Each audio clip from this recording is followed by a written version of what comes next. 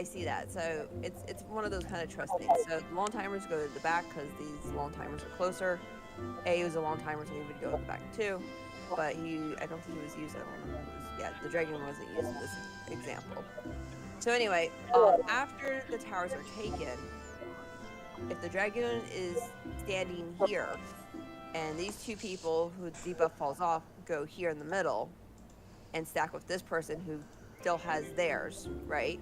These two people don't effing move from their towers after the towers dissolve. Then that means that the only people that need to move are these two bums, and all they have to do is go meet right there, and we don't have to be like, they're moving over here and these people are moving over. Like, there's no reason for these people to move. They are already in melee range. Quit moving. You guys drive me nuts. Because there's a hot minute before all our debuffs fall off. So only, like, if the dragon's here and these two people are, you know, here in this area or in the middle, and the only people that can't reach are these two people, assuming that they are melees. And all they have to do is go over to this side after it becomes safe. No one else needs to move. You guys, you're like a bunch of chickens sometimes. I love you, but you are. Okay, let's talk about this mechanic a little bit more. We're going to go into this mechanic a little bit more. So the sweet spots are sweet spot odd and spot even. This is odd, this is even. So the first person explodes. They move to the front spot because they're odd. One is an odd number, so they're number one. So they go right there. Second people explode.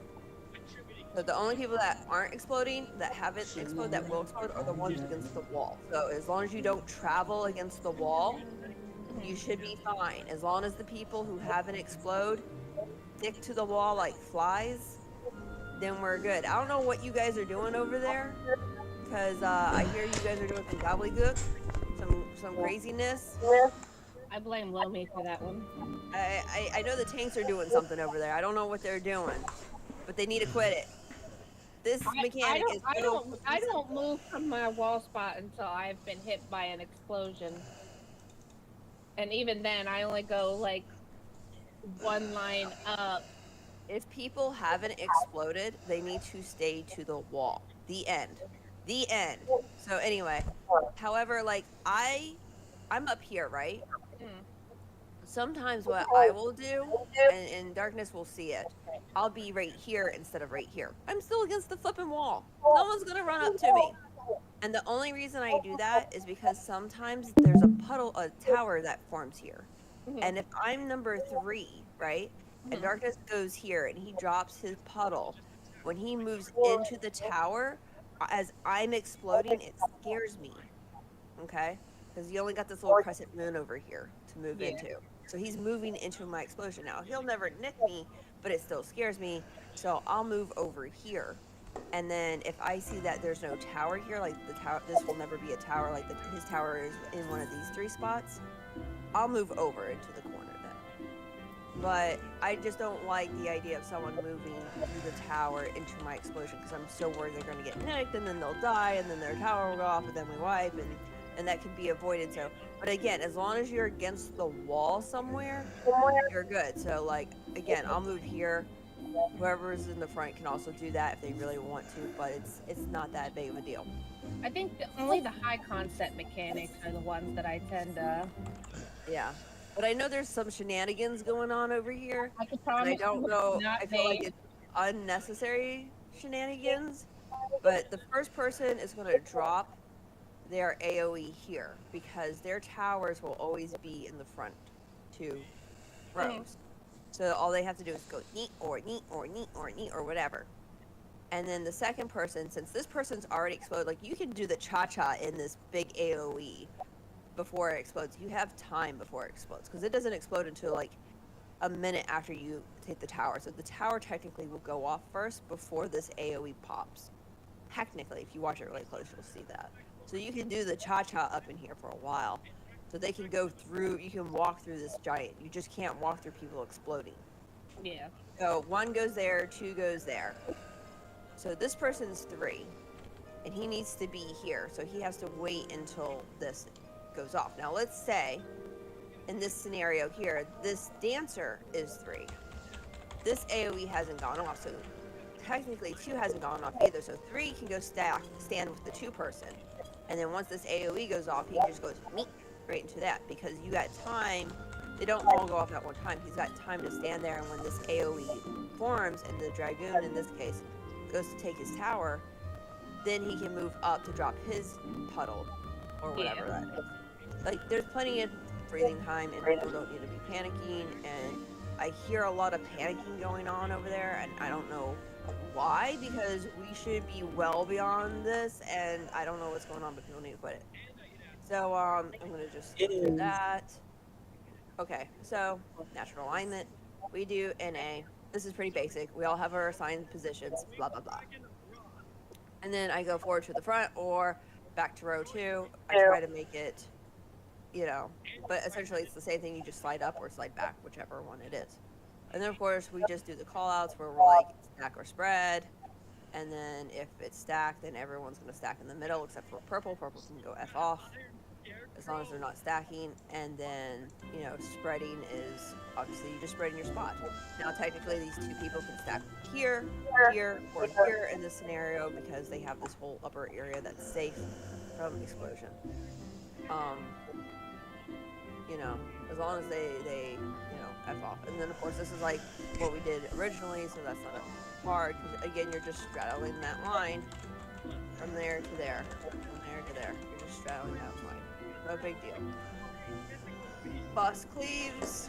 We move back. Make shenanigans with AoEs. Blah, blah, blah. Okay, high concept 2. The bread and the butter. The bread and the butter.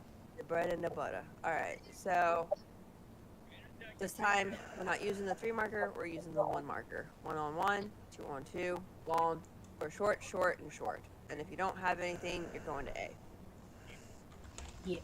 Alright, so this person has a 2-person stack, so he has to go to 2. This one has the 1-person stack, which is red. He goes to 1.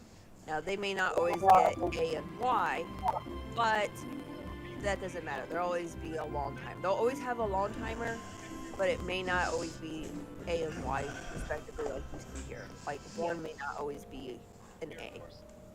But there will always be someone I think when I had it, I had a Y. I had a demo. So 1 person will always have a long timer, and they just go to the 2-person stack. Regardless of what they have, if it's A, Y, or B, they'll always go to the 2-person stack. So these 2 people, when this one here, when A goes off, no matter if it's high concept 1 or high concept 2, if these 2 people combine, they will always make Ifrit. These 2 people combine will always make Snake. And these 2 people that combine down here will always make Tree, which the static goes gaga over.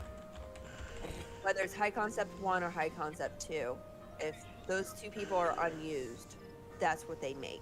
In this scenario, we want Ifrit, because we want to make the Phoenix at the end. Okay?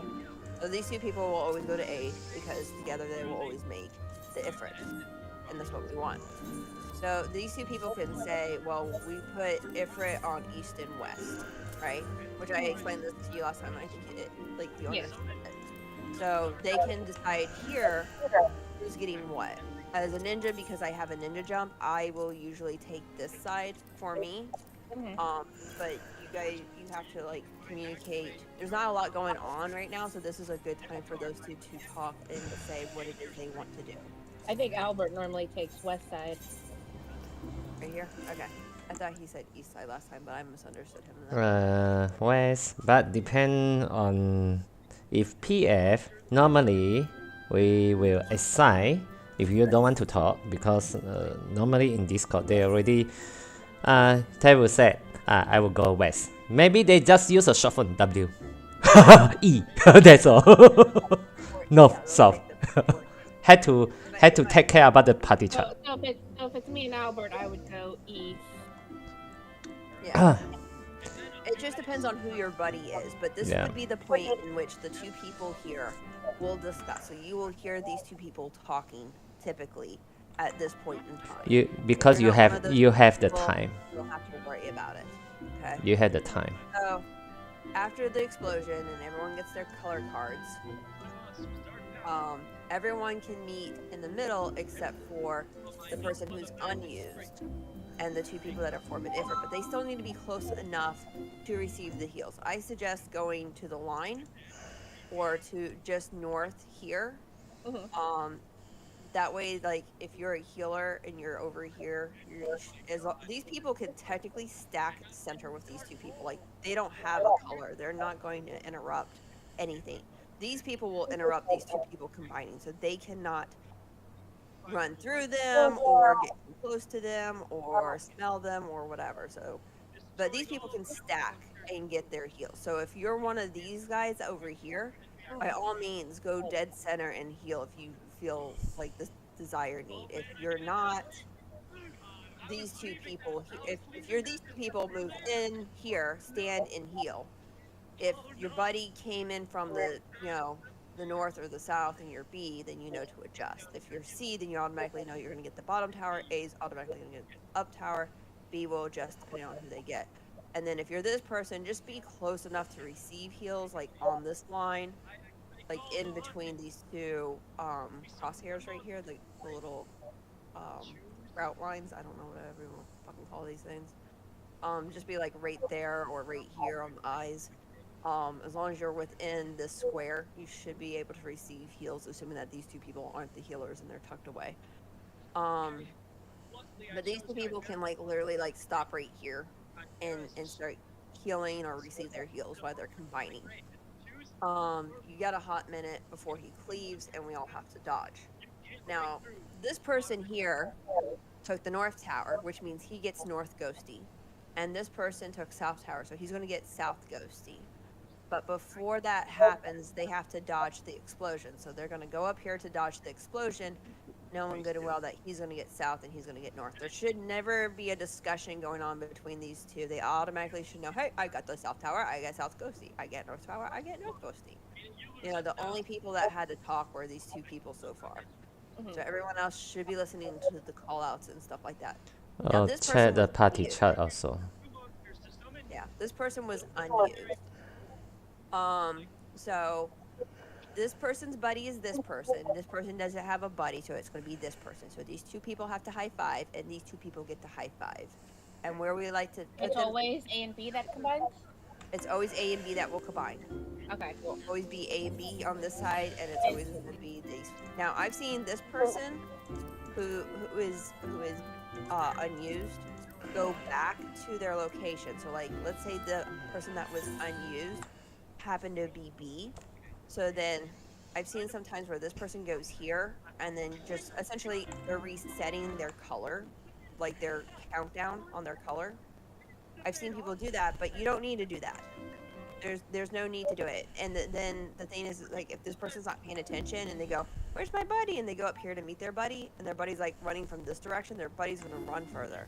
So they technically should be there, but this person wasn't aware that this person changed strats, and then just follow the playbook. Don't do nothing fancy, okay? So the playbook says 1 person on A, 1 person on B, 1 person on C, unused goes over here. These 2 people will be buddies, and the unused and this person, because obviously these already know what they're doing. They're getting ghosties. This person needs a buddy, this person needs a buddy, so they're going to meet up here. These 2 people are buddies, they're going to meet up here. So in the next phase, they explode, and then they're kind of more inward, but you want to be somewhere in this area. I just tell people to meet there. Be mindful, though, if you're like this guy here, 2 things you need to keep in mind. 1, if you run through these 2 people, you will interrupt them. 2, if you run through a tower, you will get a debuff. So try to go like like that, right? Like that if you're going to be at the south. Try not to interrupt. So it's better if these 2 people kind of tuck into the towers so that these people have more breathing room to run around, because we don't want these people here should never be running through the center 4 squares. They should be going around it, because they don't want to interrupt the combining process, and they don't want to touch a tower and get like a debuff. Okay, so that's their main thing. Their main goal is to get to the ghosties first, so that because once the ghost tethers the closest person to it, So you want this person to be the closest, this person to be the closest to this one, that one to be closest to that one, that one to be closest to that one. But if the ninja in this case wasn't there in time, it's going to tether to this person, and once it does, you can't take the tether back for like SOL. So that we don't want that. So these persons need to get into place and not touch a tower and not interrupt. So they should never, ghosty people should never be running through this mess here. Okay. All right. So typically at this point, the only people that are talking should be these people in the middle. And a lot of times they'll say, "Hey, Agi, I'm gonna go north," saying like, "I'm gonna turn," because these two people are gonna turn into bird because they have the green. Mm-hmm. And one person's going to take this one person's going to be that one. These may change. It may be this and this, or it may be this. So they'll say, "I'll go far." So that means that they're going to go to the furthest one from the two people. So you'll hear them say that. And then, of course, like, they'll take their towers, so they're good. And then those guys grab that they're ghosties. And then they're going to go clockwise and back by one, so that the laser beam is going down here. Because if you're here, you're going to get shot by this laser beam, which is no good. We want to be back further. And then after that goes off. Garuda and Ifrit. So, yeah. So, I think that's a bird. I don't think that's a Garuda.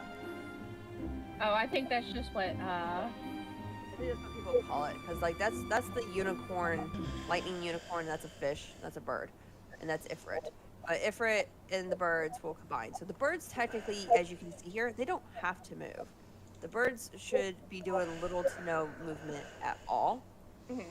And the Ifrits are the only, because the Ifrits have to move. Like the ninja has to move in anyway to DPS the boss, because you can DPS a little bit here. So if this here is darkness, he's going to want to move into LB. So he's going to move in. He's going to run straight to the bird. If this bird's running all away from him, he can't LB. So, you know, we don't want that. We want him to be able to LB. So the birds combine, We kind of want to all huddle within these 4 squares, but we don't want to combine. And then we're going to stack center. You know, we're going to stack within these 4 squares. Combine, turn Phoenix, LB, blah, blah, blah. And then we're going to die. And then after we die, we res, and then we're going to stack first for the AoE. And I think there's a bleed. And then when we spread out, my nighttime static that I'm in, we do this. We just do high concept one all over again. Like, we all share squares. Like, me and Ren would share square in that scenario, which she's not in my nighttime static, but you get what I'm saying here. Yeah. We would, like, this is what we do. And this is enough space to where people aren't, like, running. But with this static,